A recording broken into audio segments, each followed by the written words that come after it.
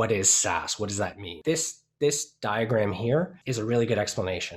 So first off, don't worry about the numbers. The exact numbers themselves don't matter. It's really about a thought exercise. But quick show of hands, who here has ever gone into a store to buy like a box of software, like maybe for tax time, or like an old copy of Windows? Anybody ever done that? Okay, we've got like 1, 2, 3 people. I see a couple of nods.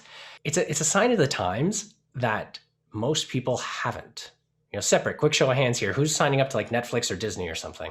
Like all of us. So the really good thing to internalize is that you're all using software as a service. That idea of a subscription. When you stop paying for it, you lose access. The old way was you went in and you got the box and you keep using it until your computer gets too much better, or they've got a new version you choose to buy. A lot of video games are sold like that. Some of them that have a subscription, but a lot of them are you get the disc and you keep it. I emphasize that because all business software is moving towards that subscription model, and that's where things are getting so awesome. That's software as a service, the subscriptions. This graph on the left represents the old way of buying software. A lot of video games still like this. The company spends, so that orange bar, they spend, call it $6,000 in marketing, advertising, commissions for their sales reps to get you to make the purchase. Gone to the store, maybe you speak to a sales rep, you buy that software, and that's where that green bar comes in. Bam, you give them a check right away. They get money, they're happy, and then nothing happens. Maybe a year later, you buy an upgrade package. Maybe you buy a piece of downloadable content, but they can't predict what's gonna happen. That older model of sales is what creates that negativity.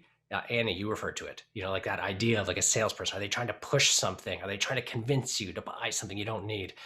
That old way of selling software is what led to that. And there's a lot of stuff that's still bought that way. If you go to buy a car, it's like that. You pay it once, and then, even if you're leasing, the person who sold it to you, they got paid right up front. You go and you buy a house, it's like that. Just about anything, it's a big check. Software as a service is more like on the right.